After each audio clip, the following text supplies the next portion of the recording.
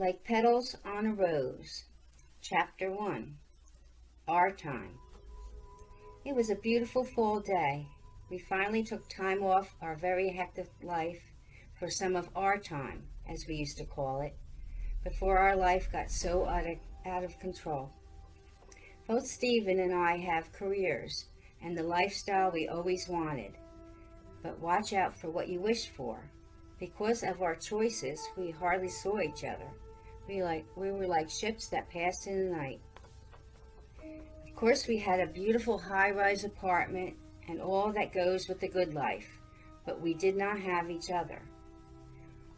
We met in the most unusual way about 5 years ago while I was on assignment in Spain for the Museum of Art in New York. I restored old paintings for the museum. I was a young assistant for a great master, Leonardo da Vinci. He took me on after discovering me working on a wonderful old painting in the basement of the museum. I was covered in old paint chips as I worked so intensely on the painting, and I did not notice him. He said, "Such dedication, my dear. How long have you been working here?" I told him I just started a year ago, right after studying in Europe. My name is Marietta Marco. He asked to see some of my work, and I showed him my completed, restored works. He loved my artful talent and my perfect detail in restoring each piece. "Magnificent," he said. "You must come with me to Spain. I have an old chateau there that needs some restoring, and I will not take no for an answer." That's how I became famous and met my true love. I was working high on a scaffold, very into my delicate work. When the scaffold shook, my paint and supplies fell to the floor. I almost lost my balance. I shouted, "Who's the imbecile that almost killed me?" I looked down to see the most beautiful, handsome man I ever saw. He smiled up at me, and I almost died of embarrassment. The other men were looking up at me too, Leonardo, the curator and the owner of the chateau, and Stephen. I came down so I could make my apologies. He said, "My dear, it is I who must apologize for my clumsiness. I was not looking where I was going." Leonardo introduced us. "This is a great up-and-coming architect, Stephen Vow. He is also here to restore the beautiful chateau to its wonderful glory." He took my hand and kissed it. Our eyes met. After we were inseparable. We worked side by side until the time came when both our jobs were finished. But we kept in contact, and within a year we were married. We loved our life, but it was time for a big change. That's when we took our long-needed vacation. We talked about where to go and made our plans for a romantic getaway that we so richly deserved, both taking a month off from our busy schedule to get back to just us. We really needed it. We were looking forward to our time. Chapter 2, A Perfect Place to Visit. "I did not want to travel to Europe," I said. "The U.S. has the most interesting coastline and old houses. We both loved old houses. It would be a perfect vacation." We went to a place called Pearl's Harbor off the coast of Maine. Such a beautiful shoreline and rocky cliffs, blue water with white caps, the seagulls and the salt air. It was a perfect place to get back to together. I didn't want to leave. We took long drives along the winding roads, walked on the beach. It was just what we needed.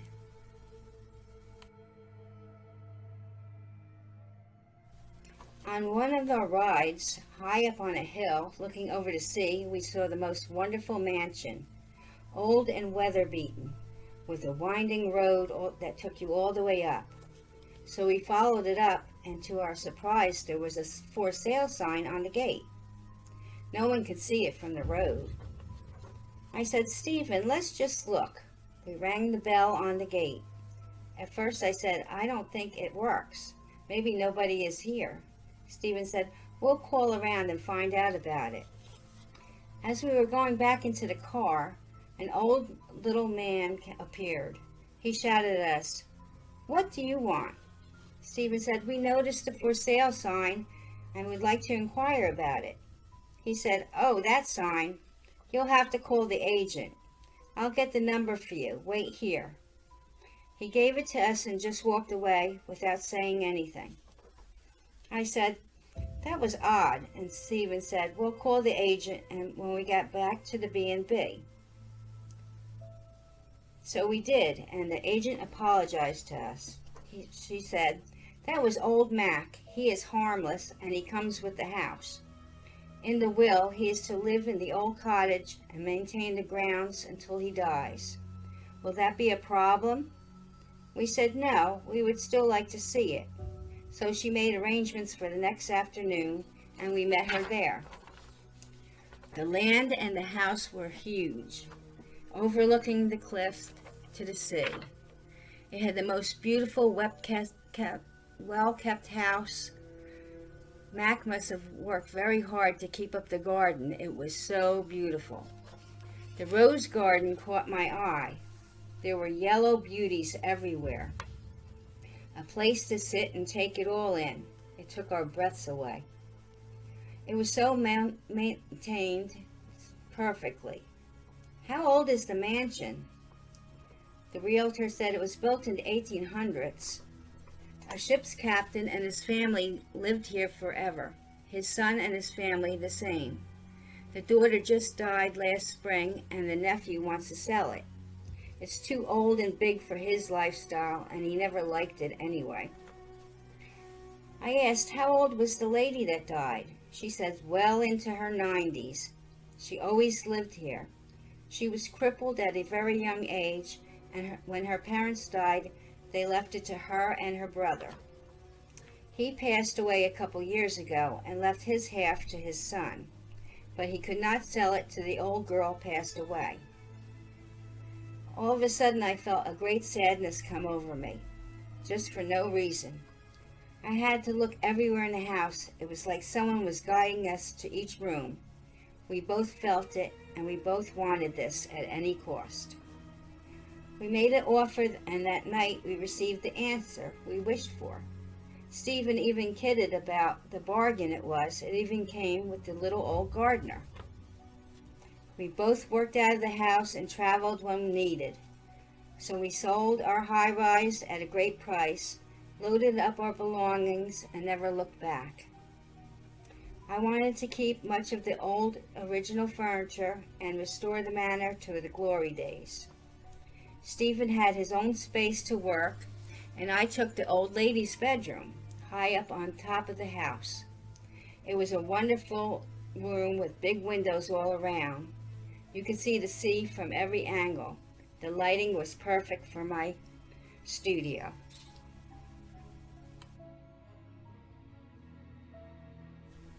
I told Stephen I wanted to garden and can my own fruit. There was a peach tree and apple trees on the property. I said, let's get back to nature, and so we did. I was never so happy. It took a long time, but we got the house looking wonderful. I cleaned and polished everything and restored some of the old furniture. Stephen helped to restore the old wood, and it was beautiful. What a sight to see. We had all our friends come from everywhere for the grand housewarming. They were all astonished at how fast we completed our restoration. We kidded and said, that is what you do when it's a work of love. Leonardo couldn't believe it. He said, it's a gem in the rough that you polish to a glorious sparkling jewel. May both of you have a wondrous and wonderful life. Many children to appreciate, and a happy, healthy life.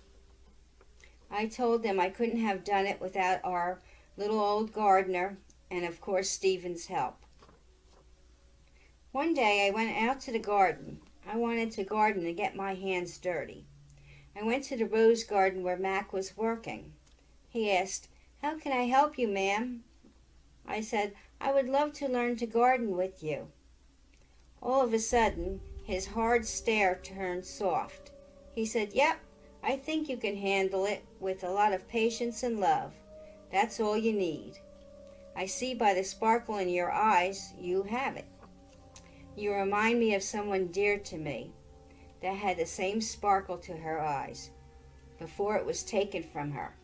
And that was it. That's all he said, no more about it. So we worked side by side, and he taught me well, and I loved it. I really learned a lot from old Mac. One afternoon, I was digging around the rose bushes and putting fertilizer down. I hit something hard in the ground, so I dug it up. It was a small chest. I got so excited, it was like a hidden treasure. I took it inside and cleaned it off. I looked everywhere for Mac but could not find him. So when Stephen finally came home that night, I showed it to him. He said it looked like a buried treasure. He took some tools out and opened the rusty lock. It was not a treasure, but a little girl's things. Yellow ribbon, a dried yellow rose, a toy horse, and a picture of 2 small children. Yes, it was a treasure, but a treasure of a little child. I'll put them back where I found it, but first I'll ask Mac if he knows who put it there. The next morning I saw Mac out by the fruit trees. I went out to meet him. He said, "Hi, Mrs. In a couple days I can bring you nice fresh fruit, and they'll be ready to can. The canning equipment and jars are in the old cellar, but don't go there. I'll get them for you. That old cellar is not a place for such a lady as yourself." I didn't have the heart to tell him I was down there to bring some boxes down already, and I was storing them from when we moved. He was right. It was dark and musty, like an old brick dungeon with bars on the windows. It looked as if no one had been down there for many years. Only spiders and who knows what else was lurking down there. I told him I would love to get started and learn how to can. My mother used to can all the time. He said, "I'll help you any way I can. My mother also used to can. I have some of her old recipes for the best peaches and spiced apples you ever ate. I'll give them to you later on." As I was going to the house, I remembered the box. I said, "Reason I came out here is to find out what I found in the garden." He said, "What?" I said, "I was by the rose garden."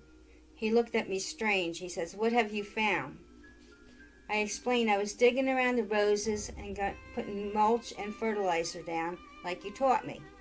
And I hit something. It was a small chest. He said, "You should have left it where it was. Did you open it?"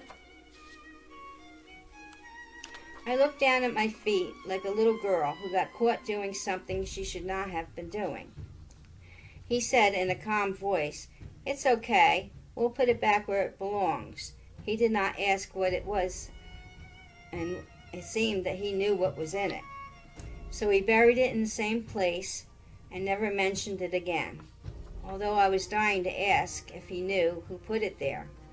I guess it was his and the little girl's secret. A couple of nights passed and I was working in my studio. Sometimes I like to work at night. It's nice and quiet. I take breaks and look out to the ocean, and it calms and it soothes me. Stephen was asleep. He had to get ready to go on his assignment abroad, and he would be gone for a month or more. And I had my own work to finish and send back to the museum. They let me take things home sometime to restore. I was trusted with some of the work of the great masters, but I also painted my own stuff. I was really inspired when we moved here. All I could paint was the ocean view from my window. I also did one of the mansion and the grounds around it. Not bad, if I said to myself. I looked like they were really looking out at the ocean. The grounds came to life too, and I could hear the waves crashing against the cliffs. It was so realistic.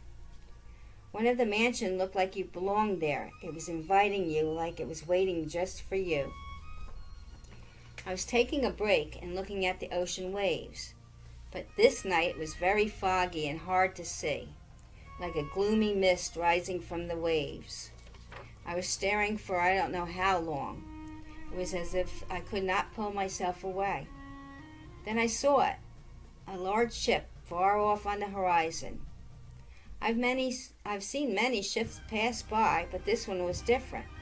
It looked very ancient with its huge sails, just lurking across the sea, looking for somebody. It felt very eerie. It gave me chills and I could not look away. Then I saw lights. It looked like a person on the deck. Then I heard something like ship bells. It seems they were looking for someone in the water. And then it was gone. The fog got thicker and I ran and woke Stephen up to tell him. When he saw me, he said, "Why are you soaked to the skin? Let's dry you off and take a hot bath. You are cold and you will get sick." I told him I was just in my studio looking out the window. Must be perspiration. I told him about the ship and everything I saw. He looked out. There was no fog, no ship, only a slight mist. "You've been working too hard. Take a bath and come to bed." So I did, but I just couldn't get the ship out of my mind. The next morning I helped Stephen get ready for his trip. He said if I had time, I could meet him any time I wanted to. But I was on a deadline myself. I will meet you if I finish early.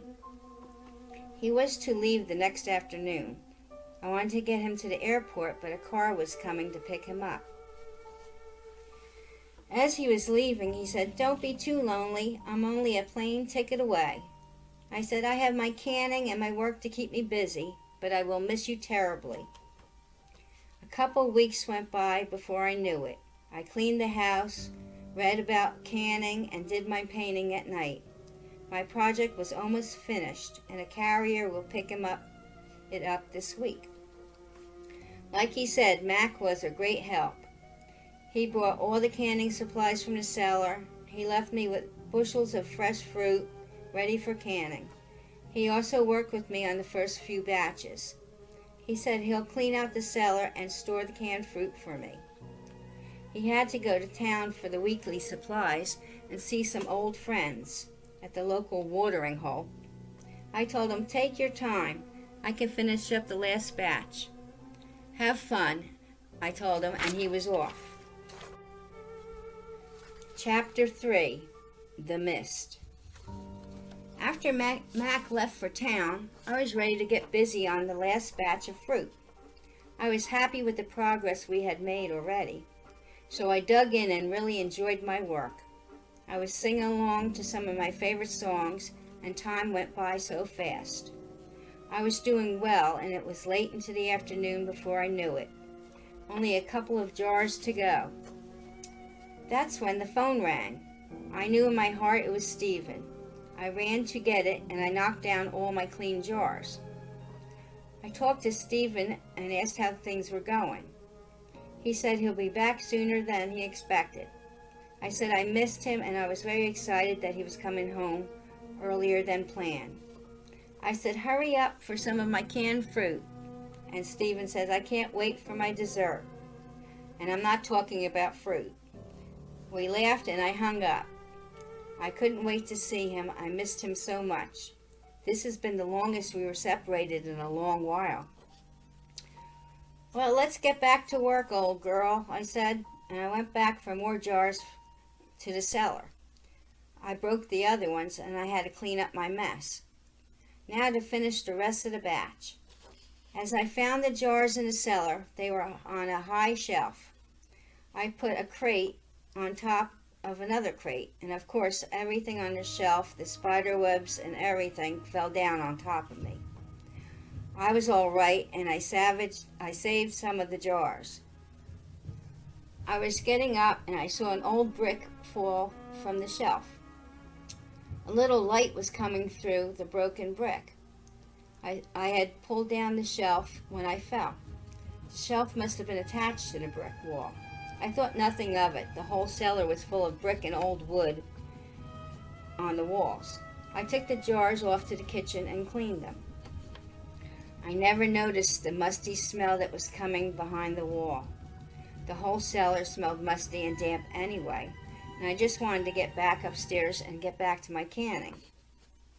After I finished washing and setting up all the jars to be boiled again, I was drying the last couple and lining them up on the table. I turned around to grab the last jar. All of a sudden, like a gust of wind, all the jars and preserves flew off the table, crashing to the floor. I was hurled on top of the table. A foul odor filled the kitchen. I shook with fear and I could not move. Something not human was holding me down and attacking me. I was unable to scream, and the smell was unbearable. I struggled against the unknown assassin that was attacking me, and then I fainted. Later, Mac came home and found me on the ground, bloody and confused, on the kitchen floor. He covered me with a blanket and helped me to my room. He cleaned my wounds and gave me something to help me sleep. In a daze, I can hear him talking to Stephen. I heard him tell him, "Come home as soon as possible. There has been an accident. He needs to come home right away." Later that day, I heard Mac in the cellar hammering the brick wall. He came back to my room and sat with me all night and day until Stephen came home. A doctor was called and I will be fine, but someone did attack me. I must have been knocked out with something. I said, "No, that's not what happened. No one was there," and I told him about the foul odor. The doctor gave me sedatives to help me sleep, and he told Stephen he needed to call the police. How can I sleep? I kept reviving the attack and smell and that horrible odor. Stephen finally went to sleep, and I crept out to my studio. I needed to paint and take my mind off that terrible ordeal. Oh, I began to paint. The brush took a life of its own. Before I knew it, I was painting a man in a dressed sailor's uniform. A very old uniform, one you might see in an old painting or portrait of long ago. That's what it was. It was a portrait of my attacker. I just knew it. I felt it deep in my bones. That's who it must be. As I studied the painting, it seemed to look very old, like it was painted a long time ago. It scared me, so I started running to get away from it. Those eyes were looking at me, and that smile was so menacing. I felt as though he was looking right at me. I ran into the wall and hit something on the wall. Then it opened up to a small room. It was filled with books and paintings, hidden for many years, covered with dust and cobwebs. I started looking at the paintings and unrolled some of them. I spread them out. They were my paintings. The home, the ocean, the cliffs, everything I painted. But how could that be? These were done so long ago, and my paintings were still wet. I came upon something that terrified me even more. There was 5 paintings of the man in the uniform. They were old and they were painted, and the paint was cracked from aging and being stored in this dry, dusty room. They were here for many years, locked away. But why? In one of the paintings, the man was very young and handsome, and then the other ones he grew older and more sinister looking and very dangerous. I got up to leave this forbidden room and saw above the wall a beautiful painting of a young girl in a white flowing gown, blonde hair, long curls, blue eyes that looked like the ocean blue reflected in them. But they also looked lifelike, like drained from life. All I could do was stare at her and ask her, "Who are you? How can I help you?" Stephen came in. He had heard me running around. He could not believe what he saw either. We just stood there among the paintings. He took me out and held me all night. Said, "We will get to the bottom of this and find out what is happening here. I promise you, my love, I'll never doubt you again." The next morning, Mac came to see if I were okay. We told him what we found. When he saw the paintings that I did and the others, he fell to the ground holding his chest. I was so horrified that I caused this shock to my new friend. We called the ambulance and rushed him to the nearest hospital. "He will be fine," the doctor said, "but a man of his years, it was just too much for him to take. With rest, he might recover, but we can't upset him anymore with any questions about what was happening." I told Stephen, "We'll figure it out on our own, and we will not upset Mac anymore." So we went home. There was nothing else we can do at the hospital, and he needed to rest. When we got home, we called the old lady's nephew, who sold us the manor, and asked him to explain, if he could, what was happening. He came over that night and told us what he knew from his father. His aunt was very young when she fell down the stairs on her 16th birthday. There was a big birthday party for her, and she was making her grand entrance, and she tripped on her long gown and fell down the winding staircase. She broke her back from the fall and was in a wheelchair the rest of her life. He knew his father was in the Merchant Marines, like the captain and the father before him, all sea captains in the family. His father was very young when this happened, only 18 years old, and he was on leave for his sister's birthday party. He did bring a friend with him who also sailed the same ship. He came to the party but left and was never seen again. Father never knew what happened to him. He thought he returned to the ship without him, but he never did. Father stayed at the mansion for some time after the accident to help out. He was very close to his little sister. She was the most beautiful, kind-hearted young woman, the apple of her daddy's eye. Her name was Rose Lee. Her father called her his little rose petal. That is why there's so many yellow rose bushes planted near the house.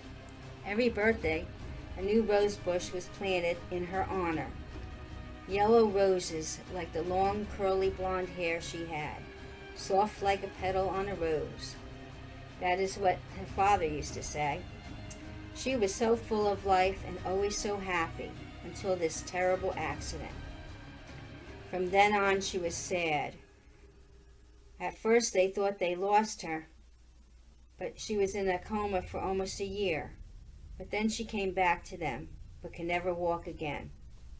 The luster was gone from her eyes. All she did day after day was her paintings and looking out at the sea, like she was waiting for someone. Until the day she died, she sat in her wheelchair by the big windows in her room, while she painted all through the night. That story sent chills through my body. I could not stop shaking. Now I knew why I was painting at night and what I was painting. I felt a deep sadness for the woman I never knew. I knew Mac had the answers, but how could I ask a little old man, my new friend, to tell me what he knew? He grew up here and knew her story, and he was old and weak now. I can't take a chance of hurting him with those old memories that might kill him. We will find out the whole truth ourselves, and we will not leave our beautiful home no matter what we find. Chapter 4, Rose Lee. When the nephew left, I went right up to bed. I was exhausted. I had to take time for myself. Stephen drew me a hot bath to warm my aching body. I soaked a long time and felt the warmth slowly relieving my aches. I was still recovering from my ordeal. Stephen was exhausted too and fell off to sleep straight away. I heard him from the bedroom, the sweet sound of sleep. I hope I could drift off too, just as fast as he did. I went to the mirror. The mist from the bath water filled the room, and the smell of roses filled the room too. I must have left the window open in our bedroom, and the scent of rose petals must have drifted up through the night air. I wiped the mist from the mirror and began drying and brushing my hair. I was staring at myself, looking into my eyes. The blue turned to an ocean blue. My hair turned a yellow blonde from an auburn brown. What was happening to me? All I could do was stare. I could not move or look away. The next thing I remember was waking up on the floor, naked and cold.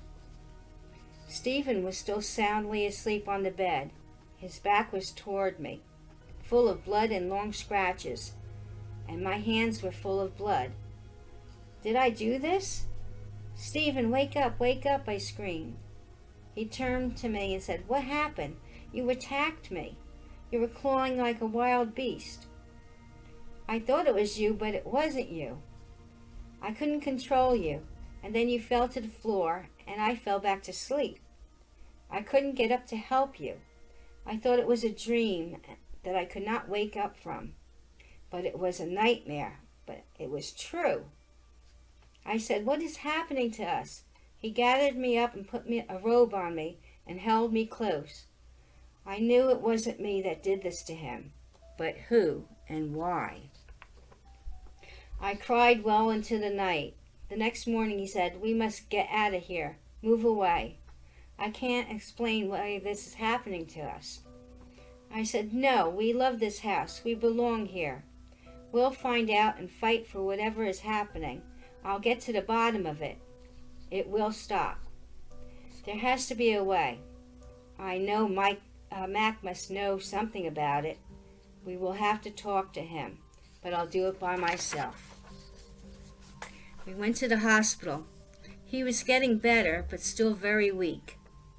He was my true little friend. I knew he would help me. So in a soft old voice, he tried to answer our questions. He did believe everything we were telling him. I could barely hear him. He said, "Go to the secret room. The answer is in there. But you must go by yourself, Marietta. She will only tell you if you go alone." I said, "I will." He said, "All I can do is ask, and she might tell you her story." Stephen said, "Absolutely not. I will not have her go alone." I told him, "I'll be okay. You can stay downstairs, and I'll just call you if I need you." He agreed, reluctantly, but we must find out what was going on. So we went home, and I went to my studio's secret room. I looked at her portrait and those blue eyes that stared right at me. "Rosalie, please help me understand. Let me help you. I beg you. Do not make us leave this house. We love it so much." Tears appeared in the portrait's eyes, real tears. Her eyes looked toward the bookshelf. Her diary was there. I opened it and read her story in her own words. "Dear Diary, it is the night before my 16th birthday. I cannot wait for my party, to see all my family and friends. My brother Robert has come home on leave from the Merchant Marines, just for me, to help me celebrate my special day.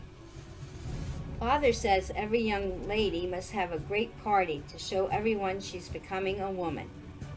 It's so funny. I still feel like a young girl. I have so much to do and to see.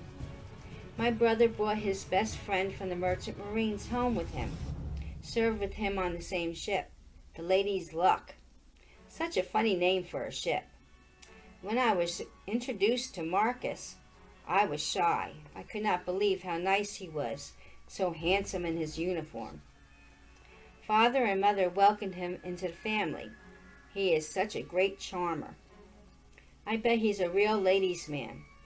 But he treats me with great respect, and I do like him so. He told me any man would be proud to have my hand and my heart. He also said he had a special gift for my 16th birthday.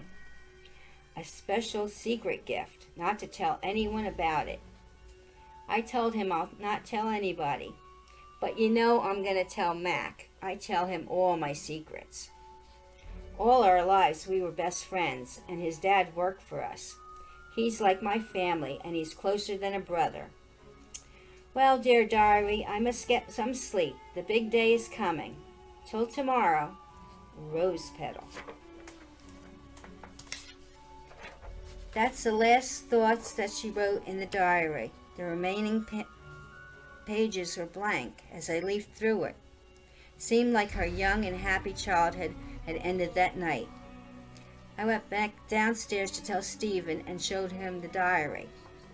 I explained how the painting of Rose had tears in her eyes, and I looked and she showed me where the diary was. I must talk to Mac. He must know what happened that day. We went to talk with him, and the doctor says he has taken a turn for the worst. I don't think he'll last till the morning.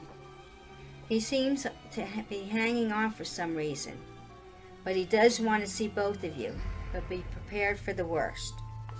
We went into his room. The poor old man looked so small and fragile. He was hooked up to monitors and so many lines of medical equipment that was keeping him alive. I know he did not want his life to end this way. He became my best friend in the short time we knew each other. Mac opened his eyes when we walked in. He struggled to talk. I wanted him to rest, but he said softly, I must help both of you. I'll tell you everything. I cannot leave this earth without telling you the whole story. It will never end till I do. I came to love you both like you were my own family. You were so kind and loving to me. I must help you. I told him what I found out and everything that was happening to us. His eyes filled with tears, and he began telling us the real story of what happened that day so long ago. He lived with the secret too long, but he feels like it happened yesterday. That's how clear it was in his memory.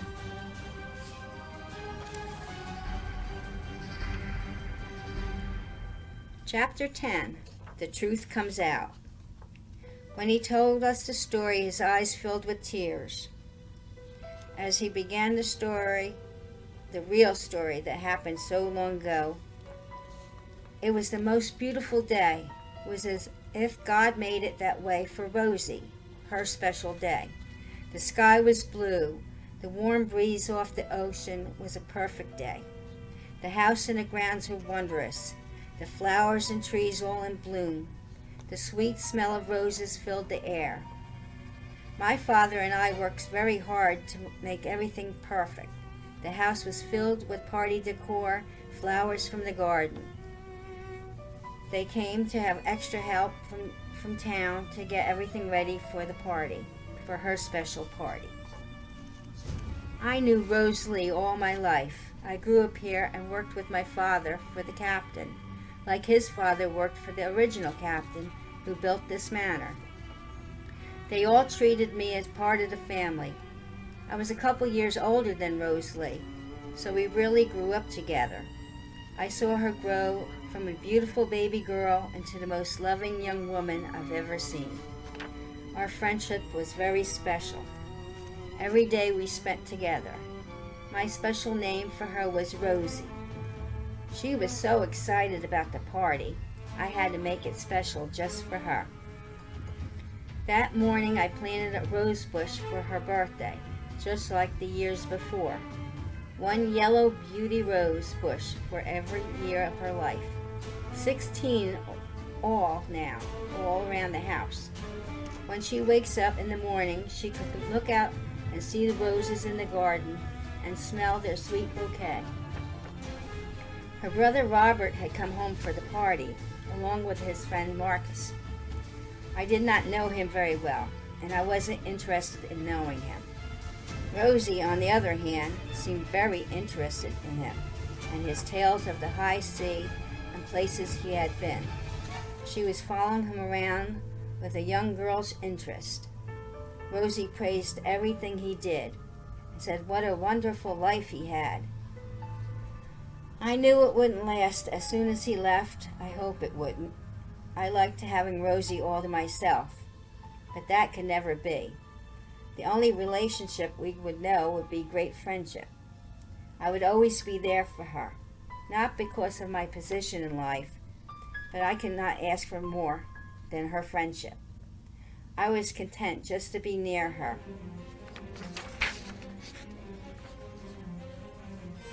It was the afternoon of the day of her birthday party. Everything was ready for all of the guests. She was so busy getting ready, I didn't have time to see her. I left her birthday present on her pillow, so when she woke up, she would see it. I saved a long time for it, many hours of extra work to be able to afford a beautiful golden locket with roses engraved on the cover. She raised her voice from the bedroom window so I can hear her. I was near the garden planting her new rose bush. I looked up and she looked at me and said, "I have my locket on. Oh, my sweet friend, I love it. I will wear it always. We'll talk later." Then she blew me a kiss and went on her way to get ready for the day. I knew she was going to look beautiful in her new white gown. I saw her wearing the gown in the painting that her father had commissioned for her. Her flowing blonde hair and ocean blue eyes, she was just breathtaking. She let me take a peek at the painting. It would be unveiled at the party and then hung over the mantelpiece for all to see. So I'll wait till after the party was to end and we will meet at our greenhouse, just like we always did, to catch up on our evening events. Our secret place, to tell each other our secrets, hopes, and dreams. We always talked about everything there. It was just hours before the party. I didn't expect to talk or see Rosie. I went to the cottage to clean up and change clothes. We were all invited to the party. I found a note on my windowsill. That's how we used to keep in touch when we couldn't see each other at the greenhouse. I would put a note on her tray that she used every night with one yellow flower and her tea. I would place the rose in a vase and tie the note to it. Her note to me said, "Dear Mac, I have to tell you the most amazing secret, but you must promise never to tell a living soul." This was nothing new. She always said that when she told me one of her secrets. This was nothing like she ever said before. Instead of a young girl's silly secret, this was like a young woman's secret love, her most intimate dreams. She had met her true love. How could that be? As I read on, my heart was racing. She was about to meet him tonight, before the party. He had a special surprise for her birthday. She sounded so excited. My heart fell as if it had stopped as I read on. She had to tell me her most beloved friend.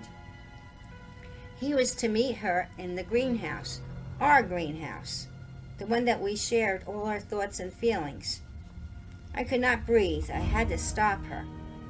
I ran all the way to the greenhouse and waited for her to come. But then I saw that she was there already. She was talking with someone.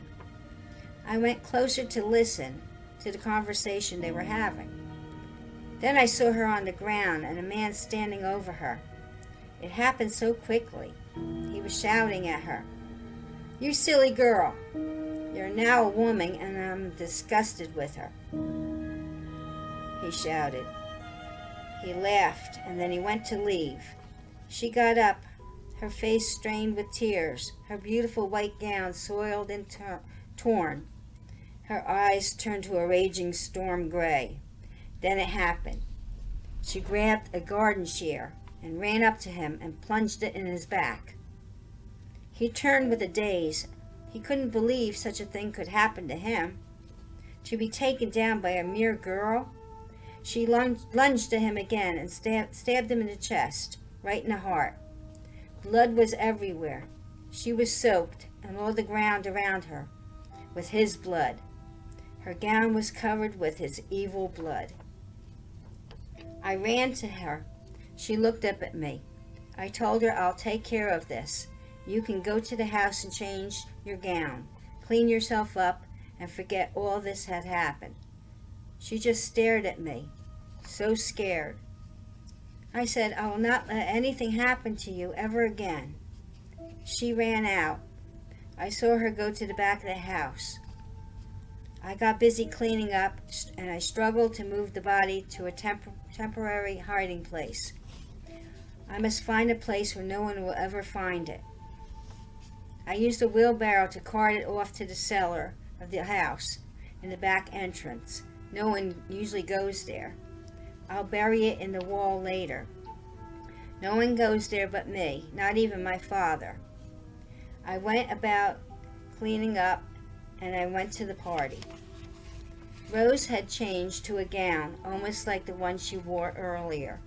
No one noticed the difference. I'll burn the soiled gown later, after everyone leaves.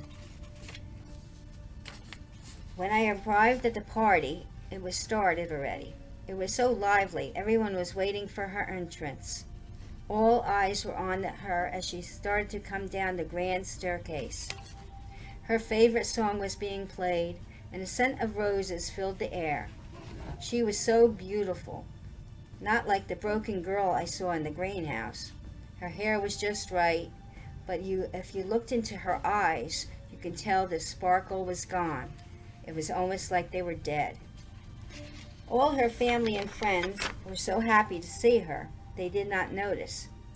As she was starting to come down the stairs, she looked directly into my eyes. Then it happened.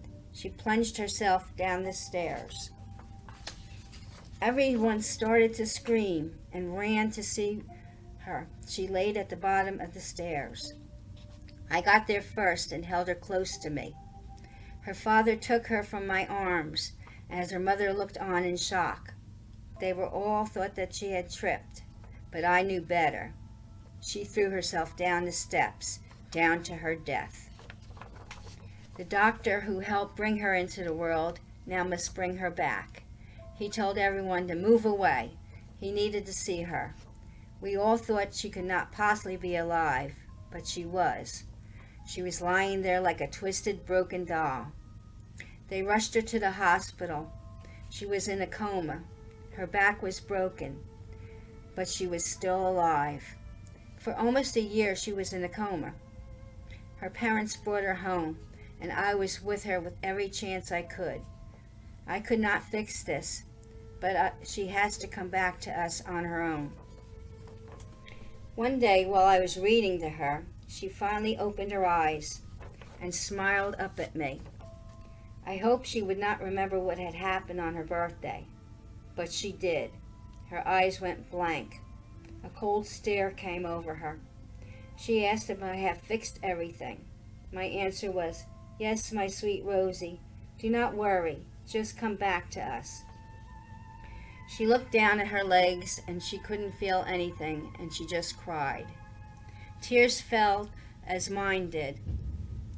"It'll be all right, Rosie. You're still here with me." She cried, "I'll never walk again. I am broken and soiled. Not in my eyes, you aren't. You're still my sweet Rosie, and you always will be. I'll be with you forever." She just stared at me with a cold, bitter look on her face. I am not and never will be the same. She did not ask what I did with Marcus. She just stayed in her room and painted and looked out at the ocean. I wanted to take her to the garden, but she refused, saying, "I'll never go out there again." I stayed on and worked as a gardener all my life, never leaving her. I still planted her rose bushes every year on her birthday.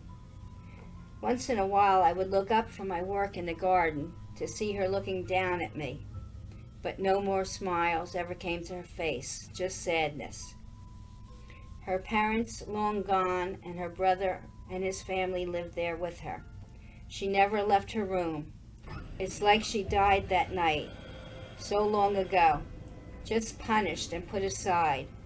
She wanted it that way, to be left alone. Only I was allowed in. I took care of her till her dying day. She died a broken, bitter old lady. I kept this secret with me, and now I'm glad I can tell someone else the truth. I'm so tired now. I will rest and see my Rosie again. As he closed his eyes, I felt the life slip away from him. In his hand he held the locket with his and Rosie's picture in it.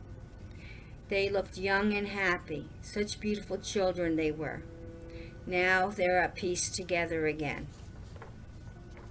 I turned to Stephen with tears in my eyes. We must help Rosie move on. Mac is waiting for her now. We went back to the manor. I went alone to her room and called her. Please, Rosalie, let me help you move on. I stared at the portrait, wishing she could hear me. A great gust of wind came into the room. I asked, "Are you with me, Rosalie? Tell me what you want me to do." Then she spoke to me, not in words, but in my thought. "I used to be like you, so young and full of life, but it was taken from me. A mere girl, not allowed to be a woman. This man did a terrible thing to me. Or did I do it to myself for being so trusting?" I said, "No, it was not your fault. You only believed in him and his lies. You were too young and thought you were in love with him. He's the one who betrayed you. Let me help you move on." Rosalie said, "I don't know how to move on." I told her, "You must forgive yourself. Only you can." So she said, "I must forgive him too. Please do something for me. Bury his remains. He is also lost and cannot move on. Heaven or hell is waiting for him." She also said, "I can forgive him, but he really doesn't deserve my forgiveness. I know he was an evil man and he'll get what he deserves. I just hope God can forgive me so I can finally be with my true love. I know Mac is waiting for me. I'm so sorry for what I have done to you and Stephen. Please forgive me. I was so bitter and I saw the two of you so happy. I took my anger out on both of you. I want you to stay at the manor and live a full and happy life here, like I should have done with my beloved Mac. He never left my side. That was true love."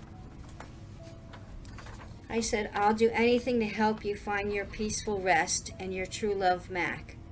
He was so dear to us, too. I will miss him, but I know he'll be finally happy with his Rosie." So Stephen helped me take down the cellar wall. We found a skeleton behind the wall. He was dressed in old merchant marine uniform. We buried it and said praise over it and our prayers. I hope that God can forgive him, or for the devil to take him home. We went back to Rosie's room. I felt her there. Stephen also felt her presence. The room was filled with sweet smell of roses. I looked at the portrait and saw that her blue eyes took on a sparkle again, not that dead stare that I saw the first time. She was happy and young and beautiful and full of life, like the original portrait was meant to be. Then a gust of wind, and it was all gone, quiet and peaceful. I cried and said, "Yes, go to Mac. He's waited for you for so long. Be at rest, Rosie." We never told anybody about what had happened. We bricked up the wall and closed the cellar door, never to go back there again. We lived and loved here at the manor house, raised a family, and loved and had peace. But the memory of Rosalie and Mac lives with us forever. We were so happy. We had two beautiful children, a boy and a girl, that we named Mac and Rosie. I know our family will grow and thrive and always take care of our own family. Our Rosie's birthday, we planted a yellow rose bush, and little Mac helped me in the garden. He was just like his namesake. He had a real green thumb, just like Mac did. Stephen is a great well-known architect, and I still restore my old works of art. and I became a great artist myself. Little Rosie is quite the artist too. She loves to look out at the sea and draw the waves. Her ocean blue eyes sparkle every time she sees the sea. She has a real love for life.